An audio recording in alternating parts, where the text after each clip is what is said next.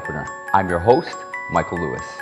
As I'm sure you are all aware, leftist politicians in the United States, citing the pandemic, have imposed stricter bans in many parts of the country, creating controversy among the American people.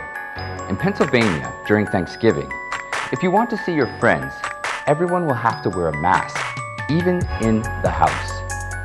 This kind of excessive law is very new in America. Americans have always limited the jurisdiction of the government, but now leftist politicians are not only using the pandemic as an excuse to expand the government's authority, but they have even begun spreading government jurisdiction into people's homes. One Pennsylvania resident said, "No one can tell me what to do in my own home. They don't pay my bills. They don't get to tell me what to do in my home." In reality, these government mandates on indoor gatherings carry the weight of law but cannot actually be enforced. So in the United States, rules like these have become dependent on voluntary compliance. According to Johns Hopkins University tracking report, there have been an average of 172,000 new infections per day across the United States in the past week. Based on past experience, most Americans will voluntarily follow pandemic guidelines and protocols to slow down the speed of the disease. However, if the measure becomes too strict, there's bound to be controversy. After all, this is a society in which people are willing to choose how to protect themselves rather than rely on the government to direct their actions, which is the practice of a communist dictatorship. Many experts have also warned that these measures to lock down the city are actually not very effective in slowing down the spread of the pandemic.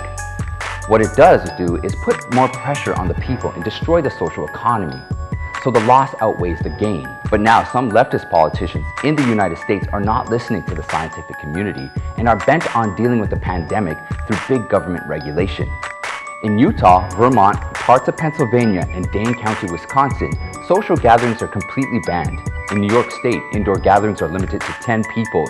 In Kentucky, if 2 families gather, the total number of people may not exceed 8. And in Oregon, social gatherings may not exceed 6 people. If all of this is still somewhat tolerable, let's list a few more areas that are also under the jurisdiction of Democratic Party leaders with even stricter measures. New Mexico's Democratic Governor, Grissom, has declared that New Mexico is going to restructure by imposing a statewide lockdown, which is set to last for an initial 2-week period beginning this past Monday, November 23rd. Residents will be instructed to stay at home except for the only most essential trips. Washington Governor Jay Inslee, who last week enacted a month-long ban requiring restaurants, gyms, and other indoor service providers to limit the number of people indoors to 25% of the original capacity, which will have a significant impact on their businesses. Starting from last Wednesday on November 18th, Michigan Governor Whitmer also imposed a 3-week ban on indoor dining and in-person classes at high school and colleges. California Governor Newsom, meanwhile, has ordered a 10 p.m. curfew, putting the brakes on California's economic reboot process. Finally, let's take New York City as an example. New York City is a relatively active city for leftists in the United States. City Sheriff Joseph Fucito said on November 24 that people entering New York City from other states need to submit a quarantine declaration form and be quarantined for 14 days or provide a negative certificate of a recent virus test. Mandatory tracking stations for people in close contact with the virus will be set up at airports, Grand Central Station, Manhattan Penn Station, and the Port Authority bus stations in New York City. The Sheriff's Office will also enforce the law through phone calls, text messages, and even door-to-door or unannounced visits. Violators will be forced to quarantine, and repeat offenders will be fined at least $1,000. Currently, according to a tweet by New York City Councilman Mark Levin, on November 20th, New Yorkers are lining up and getting tested ahead of their holiday travels. This scenario is almost unprecedented in the United States. As we said at the beginning of our program, for Americans who are accustomed to a free environment, these measures are very unfamiliar, but perhaps this is just the beginning, and from some points of view, more serious regulations have yet to be implemented. On October 25th, 2020, former Vatican Archbishop Carlo Maria Vigano shared an open letter to President Trump. He offered some insights into present circumstances in America. I highly recommend you read the first open letter, but today I want to discuss the Archbishop's second letter. In his second letter, Vigano told President Trump a global project called the Great Reset is underway, designed by a global elite who want to conquer all mankind by imposing coercive measures that radically restrict the freedom of individuals and the general population. The world leaders are the accomplices and enforcers of this hellish plan, and behind them is a group of immoral people pushing the process forward.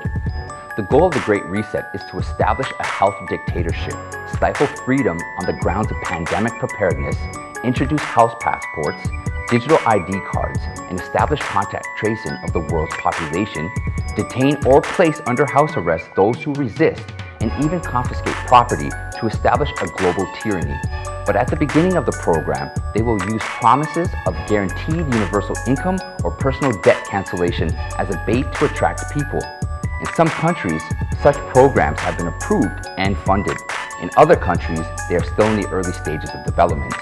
This is part of Vigano's second open letter. In June of this year, Vigano, along with the first open letter, which contained related content, stated that the shadow government advocating for the New World Order is globally connected.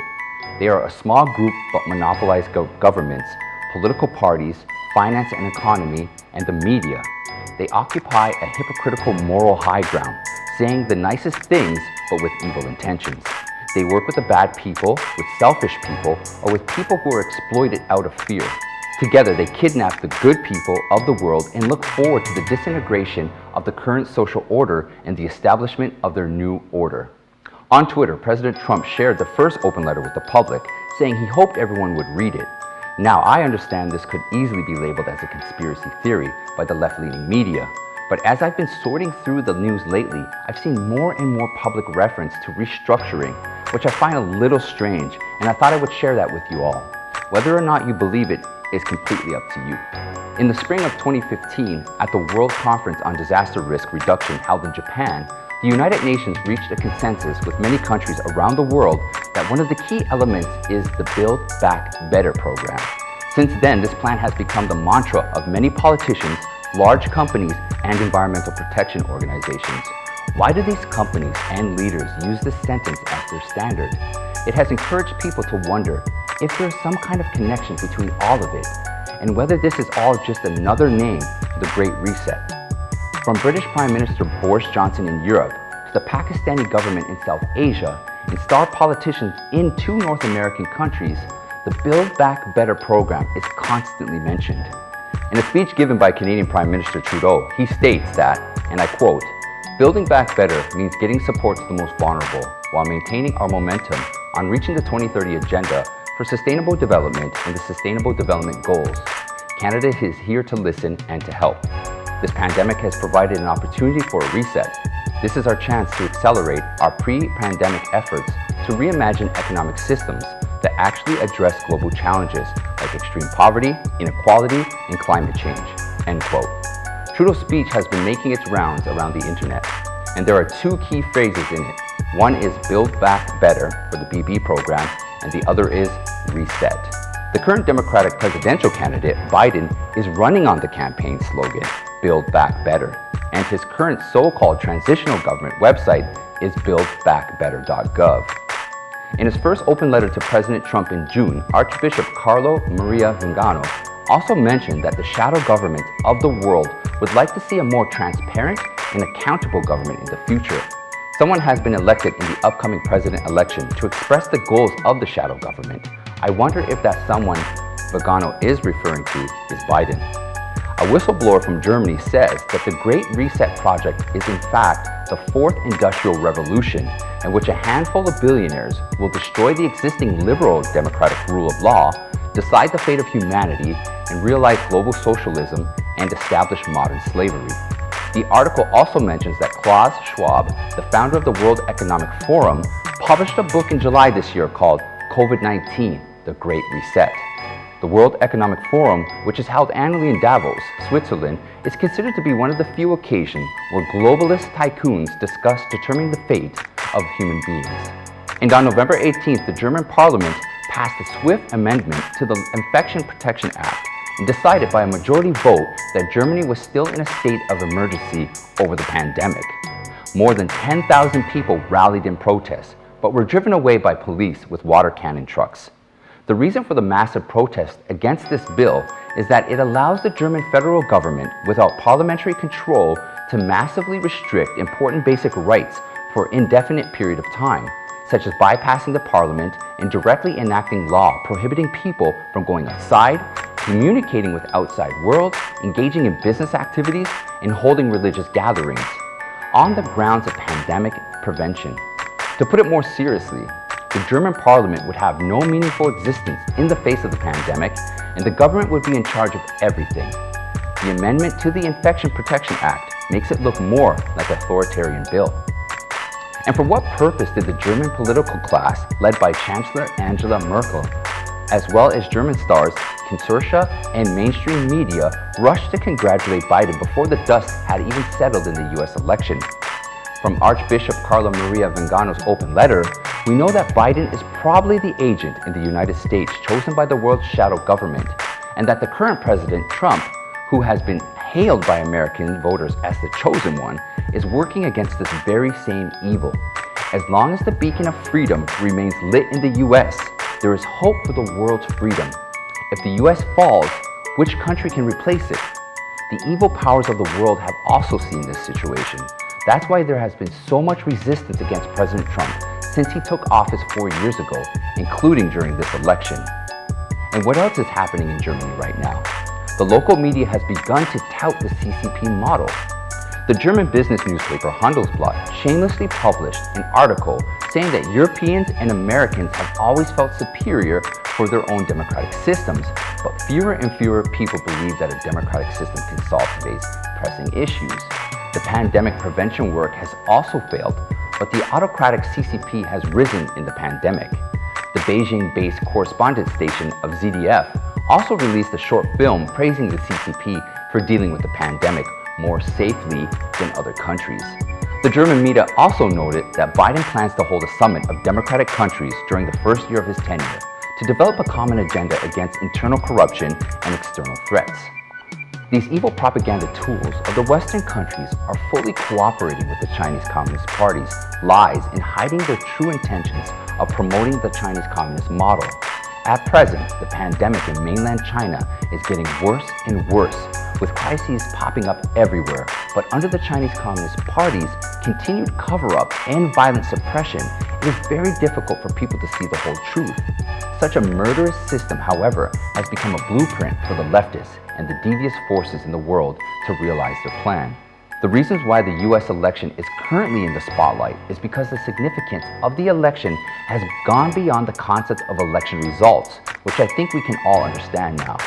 At present in the United States, President Trump's legal battle continues, but the resistance by the evil forces is still significant.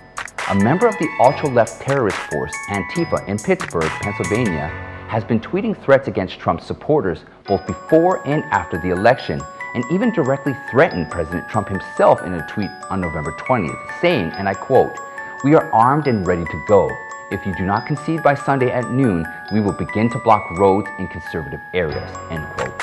In fact, such events have already occurred this past Saturday in Washington, D.C., when a group of Antifa members marched through the streets of D.C., directly blocking the flow of traffic. The Republican officials who helped President Trump maintain the fairness of the election were repeatedly threatened by the left, even receiving death threats. In Wayne County, Michigan, where large-scale cheating occurred, the two Republicans who initially did not accept the election results were threatened and intimidated. In a recent incident, the entire family, including the pet of the head of the U.S. General Services Administration, Emily Murphy, was threatened. Nevertheless, the leftist media and many more individuals are turning a blind eye to the vile behavior. Pennsylvania Democratic Secretary of State Tom Wolf officially declared Biden won in Pennsylvania amid controversy on November 24th, taking the state's 20 electoral votes. In Georgia, although a second recount was open on the same day, Secretary of State Brad Raffensperger said the day before that he still would not match the signatures of voters on mail-in ballots, as requested by Trump's team, citing voter privacy. This continues to cast a shadow over the progress of the second recount. It has been reported that Smartmatic, the voting system software that has been heavily scrutinized for its involvement in election fraud, has recently been revealed to have a branch office in Taiwan. The branch office was established in 2010 as a research and development center in New Taipei City to consolidate its leading position in the industry. A company named Smartmatic Taiwan Corporation was also formed in the same location. There are reports indicating that on November 2nd, Smartmatic's high-level executives had traveled from the US to Taiwan for reasons that are currently unknown. After this news was made public on November 22nd, it was widely rumored in Taiwan that US CIA Director Haspel had quietly arrived in Taiwan, which was denied by the Ministry of Foreign Affairs of Taiwan. However, that evening, a US Navy plane landed at the Shenzhen airport and was confirmed by Reuters to be the US Indo-Pacific Command's Director of Intelligence, two-star Rear Admiral Student. The naval plane he was aboard kept a low profile and did not turn on its identification signals until he had almost reached Taiwan. It's still unsure whether this naval intelligence officer's appearance is related to Smartmatic's research and development center in Taiwan. The Apple Daily quoted from an anonymous source as saying that the purpose of his trip was to provide an intelligence asset for the purpose of subordinating and consolidating intelligence in the Asia-Pacific region and conducting project reports. The Apple Daily News report also mentioned that he was going to give a briefing to Biden's national security team. Either way, Smartmatic has become the eye of the storm in this election fraud case. According to Bannon, a former White House strategist, one of the reasons Attorney Powell was recently declared a solo is that she is investigating the deepest, most systematic issues, which will be enough to expose all the dirty laundry. The Trump legal team led by Giuliani is targeting 5 or 6 states in the US in a targeted legal action. In an interview on November 24th, Giuliani also revealed that Powell and President Trump's team were acting separately because they were pursuing 2 different points of view, but did not disclose details. On November 23rd, President Trump's team made important legal progress in 2 key states. One was in Michigan, where the state legislature is led by Republican lawmakers who all agreed to hold public hearings to investigate election irregularities. At the same time, on Monday, the Michigan Supreme Court ordered lower courts to take swift action to evaluate allegations of election fraud in the United States. In addition, as we reported yesterday, a federal appeals court in Pennsylvania has also begun to speed up a trial in President Trump's election misconduct lawsuit. President Trump also made a brief appearance on the afternoon of November 24th, announcing that the US Dow Jones Index had surpassed 30,000 for the first time in its history, but left after only a minute in what is seemingly the shortest presidential White House press conference in history. The US stock index made history in spite of the pandemic's impact and the social unrest caused by the leftists, which is indeed a cause for celebration for the Trump administration. In the current situation, it is also a boost to the morale of the Trump camp. Well, that's it for today, my friends. Make sure to like and share, and if you haven't yet, please subscribe to the channel, and I will see you next time.